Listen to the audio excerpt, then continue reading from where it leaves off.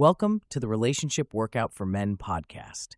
This episode is just a preview of what you'll find in the full Relationship Fitness for Men program.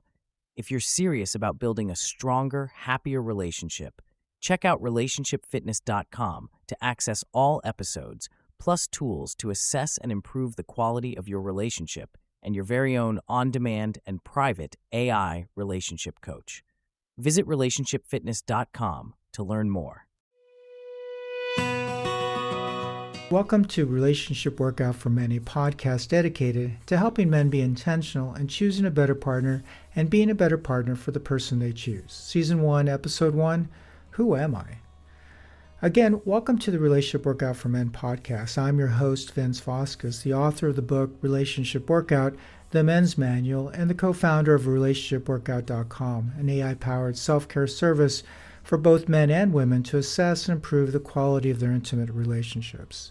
So, who am I, and what qualifies me to write a book and host a podcast to help us men in our relationships? And why did I create Relationship Workout in the first place? Well, for starters, I'm not a psychologist, nor do I have any degrees in areas even remotely related to being an expert in relationships. In fact, I have graduate degrees in business and computer engineering. My career certainly wasn't focused on counseling people in their relationships. In fact, a majority of my career has been in high tech, albeit more recently focused on business-to-business storytelling. So why do I feel qualified to write a book and host a podcast that gives relationship advice? Well, in many ways, I'm just a typical guy. My parents divorced when I was 16. I never spoke to my father nor mother about how to date or what makes for a good marriage. Over the years, I talked to friends as I was dating, but they were as clueless as I was, as we mostly focused on just how hot she was and what hobbies we shared. Put simply, I had no idea what I was doing in the world of dating. In my 20s, I essentially dated any woman that I was attracted to and who showed interest in me. And in my 30s, I became more serious about finding my future wife, but with each relationship came the same cycle: meet, develop feelings, build hopes of a future together, and then, for a variety of reasons, break up. So even though I yearned to find the Hollywood ending, white picket fence family that I never experienced in my childhood, for over 2 decades I was stuck in the same cycle. I was a serial dater as I notched over a dozen 4-month to 4-year relationships that all ended in failure. I then met a woman who I was sure was my person. Now in my late 30s, I thought I had finally found my soulmate. I was ecstatic. My search was finally over. Or so I thought. 2 years later, this relationship crashed and burned, and I was left wondering, what just happened? How could I have been so wrong about her and about us? After licking my wounds for a few months, I concluded that either I was choosing to date women who were not good partners for me, or I was not being a good partner for the women I was choosing, but more likely it was a combination of the two.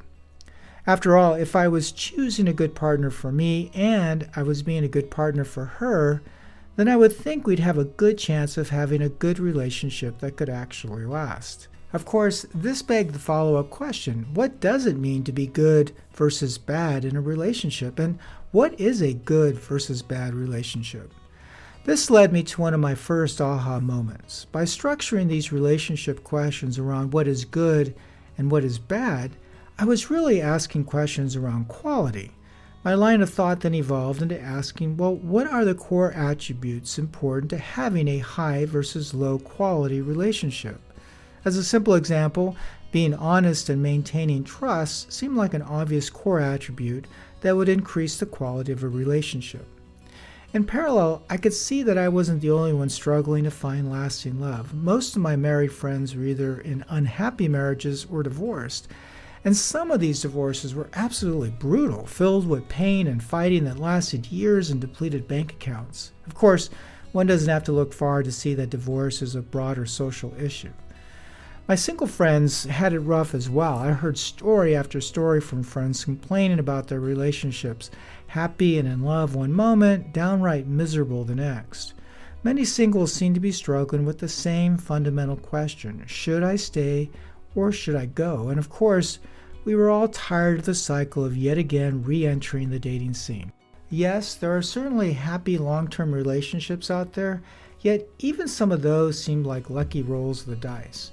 One friend told me that he chose his wife of 19 years back when he was 22 because of a book that she had recommended to him, just quote unquote, just blew him away. In the next breath, he admitted that he got lucky. Well, most of us aren't so lucky. In any case, way back in 2003, I knew I didn't have the answers to these questions of how to choose a good partner, how to be a good partner, and how to gauge the quality of my relationship. So with broken heart, I gave in and went to the self-help relationship shelves of the local bookstore. Yeah, there all I found was bookshelf after bookshelf of books filled with good advice, but seemingly written for women, not in a voice written for me, a guy. On one hand, this seemed to make sense, as the stereotype goes that guys don't read relationship books. It did seem like a bit of a catch-22 for me. After all, it's not that us guys can't use help with our relationships, nor are we completely disinterested in having good long-term relationships. In fact, I've never met a guy who wasn't interested in learning answers to these fundamental questions that I was asking. So, although I did read many of these books I found on relationships, along with adjacent topics like communications, grief, and gratitude, I believe over 40 of which I referenced in my research, I decided to also take a journey to answer these questions for myself, consolidating and organizing insights into a format I could ultimately learn and put into practice. This led me to writing Relationship Workout, the Men's Manual. For no other reason, my hope was this intentional work would help me in my own relationship. Now, fast forward to the present. I have a wonderful wife with whom I've been with for well over 15 years, and we also have 2 amazing sons together. So, after spending 3 decades looking for my person and over 15 years being with my person, experiencing a host of challenges as is typical of a married couple with children, I felt ready to share with others what I've learned through both direct experience and tireless research through Relationship Workout. For me, the Relationship Workout for Men podcast includes information and insights I wish I had access to when I started dating seriously. It's what I wish my parents had shared with me. It's what I wish a friend had pointed me to when seeing me struggle yet again with heartache.